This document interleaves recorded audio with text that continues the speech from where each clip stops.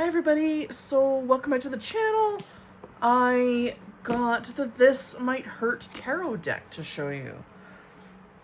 So I did not know this, but this deck was originally a Kickstarter deck. I did not know that until yesterday,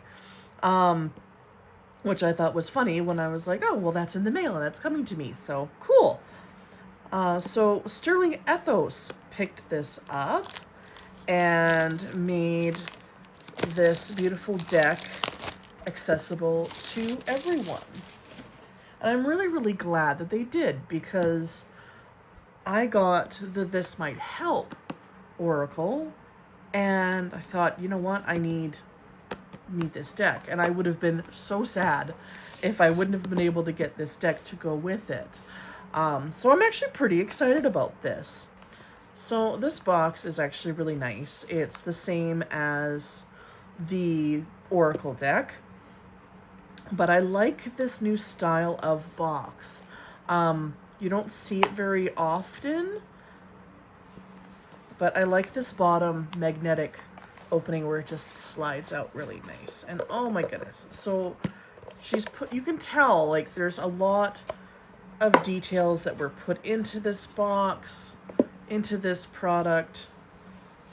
I really like that there's imagery and it's all differently all the way around. You know. Okay. So, goodbye, little piece of cardboard. We don't need you anymore. Okay. Oh, wow. Ooh. Uh-oh. Come out of your home, please. Ugh. There we go. Oh, that was stuck. All right.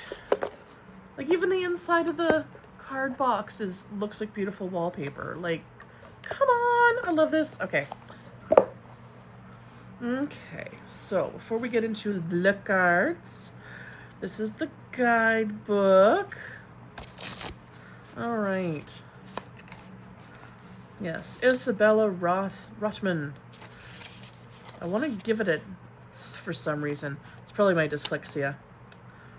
Alrighty, so it looks. When was did this baby come out? Oh, 2024. So as tarot decks go, it's actually a pretty young deck. So like, we got nice forward, how to read the tarot. I like the font she chose. It's nice. It's legible, but it's still not the same, you know, plain Jane font. Like there's a bunch of artwork added throughout. On gender and tarot. Oh, I like that. Yes. Okay. And then on to the major arcana. So I really do like that she's got a full color image with the meaning there for all of them. So it goes all the way through. They're all numbered. They're all in order. And then we have, this is, I believe, a bonus card, which is an eternity card. Ooh, that's interesting. Okay, I'm gonna have fun reading about that because that's cool. I love bonus cards in tarot. Why? I don't know. I just think it's fascinating when creators put in a bonus couple cards. Oh, I like this too. Look at that. Okay, so a nice to-the-point description of each of the suits, and then into numbers, and they break it down. She broke it down really good here. So anybody, beginner friendly, can look through these numbers and learn that really quickly. Same with the to-the-points for the court cards. And then we have a hint of the art. This is really pretty. This is really cool. It's a bit of the art, but it doesn't take over the whole page, so that you can still have the impression of the card without making the guidebook gigantic. I love a chunky guidebook, but I love a complete guidebook more. So this is really great. And then we've got a little bit of info on reversed card meanings. She's got a few spreads in here. Oh, and a spread specifically for her bonus card. I like that. the world. And then some special thanks. And some recommended resources to read. Like that, that's always handy. Oh, and some of her inspirational cards as well. That is really excellent. Oh, it's so cute. Okay. Oh, I'm so glad I got this. I'm really liking this. This is so good. Okay. So, how do these cards feel? Always the big thing. Okay. Alright, so they are a glossy card. These are not the soft matte, as you can see, the soft. They're not... They don't have that oily feel like some glossy cards have. This is more... I can actually feel like there's a bit of way I can grip with them. They're not going to just yeet out of my hands, so I like that. And the cardstock is actually quite reasonable. It's a middle grade cardstock, so these will hold up quite nicely over time. They're not Fort Knox cardstock like some UK decks I've had, but the cardstock is nice. Some people don't like a glossy card, and this isn't in the middle. This is not, you know, that oily glossy, because I don't like that either. It feels creepy. So let's get into some art, shall we? What do we got here? So I'm just going to pull them off to the side so that you can see. You can put me in fast forward if you want to. I'm going to just zoom in a little bit so it's a little closer for you. Oh, I like this one. This is my first time seeing these, and I'm really liking these. I'm going to have to... They're all clingy together a little bit. The chariot. Oh, yeah, there you go. Ride them bikes. Let's go. Let's move that a little bit. I like the strength card that she did. I really do. That whole, you know, harnessing your inner strength in a peaceful way. You know, it's not about aggression. It's about inner peace and you using your strength for yourself. I really get that impression from there. The Hermit. Wheel of Fortune. We're just going to go through the major arcana. We're not going to do the minors. We're just going to go over them briefly. And that bonus card, because it's intriguing. I got to know about that. Very standard tower depiction there. Okay, the star's different. I like that. That's cool. Yeah, we are not afraid of a little bit of nudity in here, but none of it is crazy. And then we go into the Ace of Wands. Okay, now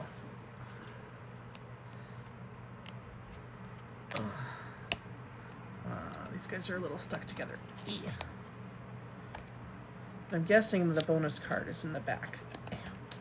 Haha, yes, there it is. This is really cool.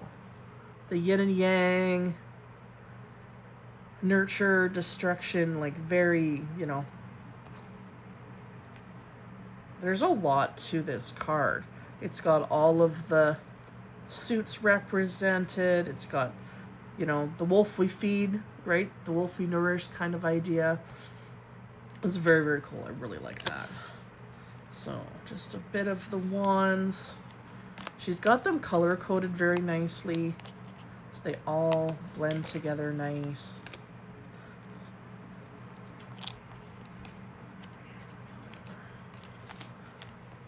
You know their elements. My cat is trying to steal from me right now. Violet loves the cards, and she loves all the things that come with them.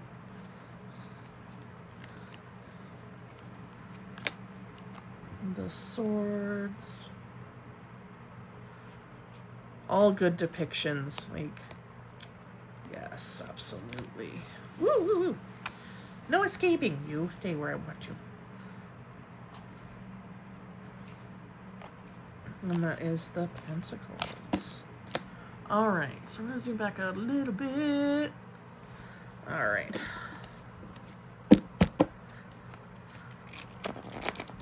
Well, this deck has that substance to it. As a comparison, I'll show you something here. Oof. This is one of my decks I'm using this month. This is the Shadowscapes Tarot. So just as an example of cardstock width. Same amount of cards. You can definitely see the difference in the cardstock, right? Welland's cardstock is thin. It's just how it is. Whereas Sterling Ethos, US Game Systems, etc., they put a little more into their cardstock. So let's see how she shuffles. Let's see how she shuffles. And I do like that the backs actually have all of the suits represented as well. All in balance to reflect each other. I like that. So yeah, give them a little bit of a zhuzh here. Woo-hoo-hoo. It's going to take me a little bit to break in these, I think, just because they are a little bit thicker and they have a little bit of a cling. But that's, with any new deck, that's not anything on this one at all. There's been a lot of decks I've received that have that, just that new, brand new deck feeling, right? Now, these decks feel clean. I like that feeling. They shuffle pretty nicely. I am not one of the people that are going to do the rifle shuffle all the time. That's not me. I'm not a rifle shuffler. You know, and I don't do reversals very often, so for me, rifle shuffling doesn't really work.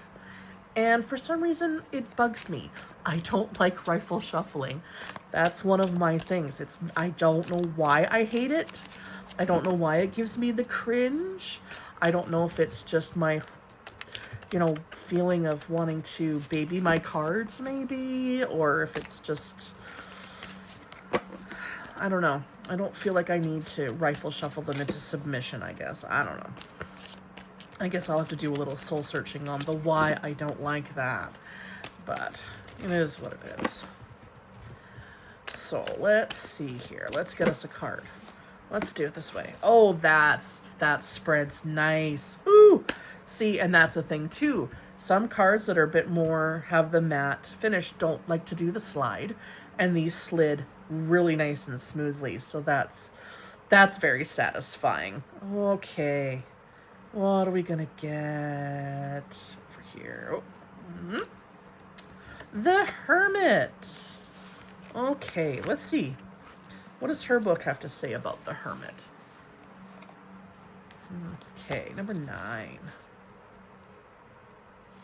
The Hermit. The Hermit stands alone on a snowy mountain top, holding aloft a lit lantern. In tarot, the night represents the unknown. The lantern is her inner guiding light. The 6-pointed star within the lantern is a symbol that has been used by many cultures to represent the merging of diametric entities. Right there. Okay. I like how she's doing this. This is good. She's laying out the symbols while doing the description at the same time versus dividing it up. I like that. You may recognize it as the Star of David or the Hindu Shakota. Shakotna. Oh my goodness. Sorry about that word. Blah, my dyslexia doesn't like it. Within the star, we see the alchemical symbols of all 4 elements merged. The Hermit is surrounded by snow. In modern tarot, Michelle T. describes snow as water, emotions, made tangible by cold air, logic. Many people who do not wish to be alone are loath to see the Hermit card. Try not to fight it, as is true with any card that you don't want to see. Resisting will only make it a bumpier ride. This doesn't mean you need to quit therapy, rent a cabin in the woods, and throw your cell phone in a river. You just need to withdraw enough to listen to yourself. You have everything that you need inside you, but you need the quiet to hear it. Let your inner voice be a lantern to guide you through the night. That is really nice. I really like that description of this card. So true. And she's got a wand as well for taking control and taking the lead herself. I really like this. This is a good description. I do like that she put the symbols in the description versus like listing stuff and having you kind of guess. This is really, really great. Isabella Rotman, you created an amazing deck. I'm going to do another video doing a bit of a comparison with these two. That's my next little video I'm going to do, so stay tuned for that.